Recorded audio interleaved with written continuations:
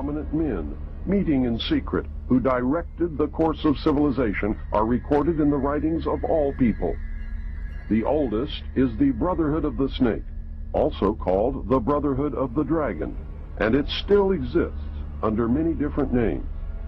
The Brotherhood of the Snake is devoted to guarding the secrets of the ages and to the recognition of Lucifer as the one and only true God. If you do not believe in God, Lucifer, or Satan, you must understand that there are great masses of people who do, and their beliefs and actions based upon those beliefs will affect me. The important fact to remember is that the leaders of both the right and the left are a small, hard core of men who have been and still are Illuminists or members of the Brotherhood. They may have been or may be members of the Christian or Jewish religion, but that is only to further their own ends. They are and always have been Luciferian and internationalist. They give allegiance to no particular nation, although they have used, on occasion, nationalism to further their causes. Their only concern is to gain greater economic and political power. The ultimate objective of the leaders of both groups is identical. They are determined to win for themselves undisputed control of the wealth, natural resources, and manpower of the entire planet. They intend to turn the world into their conception of a Luciferian totalitarian socialist state. In the process, they will eliminate all Christians, Jews, and atheists. You have just learned one, but only one, of the great mysteries. But now it had to change. Lucifer says we have to make sure that people, humans, get to believe that Satan and his angels do not really exist.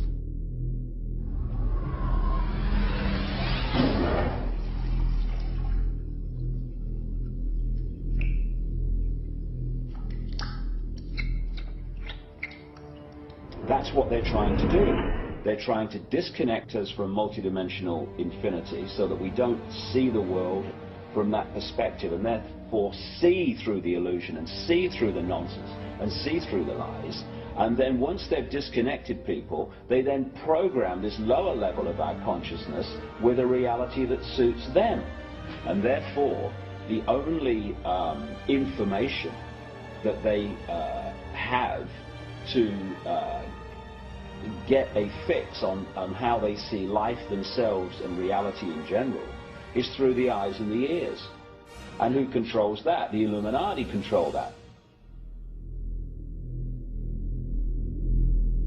They're trying to disconnect us from multidimensional infinities, and then once they've disconnected people, they then program this lower level of our consciousness with a reality that suits them. If there's a reality out there pertaining to any alien influence, we need to sort out the government misinformation and disinformation and mind manipulation techniques that they're using. I know for a fact that the plan is to make all of us feel totally helpless, that what's happening is beyond our realm to affect because we've been taken over by aliens, that our Independence Day is dawning. So beware of that. Understand that those criminals have been keeping information and technology from us under the blanket of national security. They are 25 years ahead of us at least. They're way ahead. So when they say, it's aliens, and they show us some incredible technology, don't fall into the trap of feeling totally helpless, that this is beyond our realm to affect. Superstition begins where knowledge leaves off. And they have been keeping knowledge from us for a long time. People have all kinds of belief systems. And I'm sure each and every one of you has various and different belief systems as well. I'm not saying that there's no such thing as aliens. That would be foolish of me to even say anything like that at all. But what I am saying is that it was my experience that these were people claiming to be aliens. about to destroy the sovereignty of nations, take away our Bill of Rights. The UFO thing is integrally tied into this in some way. I'm not exactly sure how, but if extraterrestrials are real, then they're controlling everything, believe me. If they're not real, they're being used as a threat from without to scare people into coming into this one world global unity of humanity in order to face that external threat. And in the process, we're going to lose. The ordinary man will lose. You need to understand, disinformation is deliberate deceit to hide other things.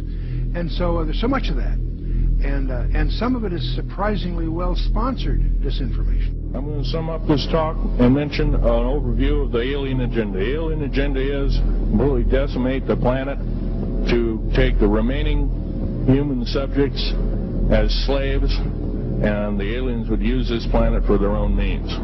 My question I'd like to ask is this: if the aliens have a 1,200 IQ, can speak all these languages, and are so powerful, what prevents them from just taking over? Well, it's a good question. We are an alien species to them, and our germs have a tendency to kill them. They're also a dying race, and they're in far worse condition than anybody with the worst case of terminal cancer. They are in need of us to some degree. And some of it is surprisingly well-sponsored disinformation. So I think my question is actually to Clifford Stone. You said that you had seen aliens on a craft that had crashed. I wondered if you could describe what they looked like. I could, but it would probably take a whole lot of time. The reason I state that, when I got out in 1989, we had cataloged 57 different species. You have individuals that look very much like you and myself that could walk among us and you wouldn't even notice the difference.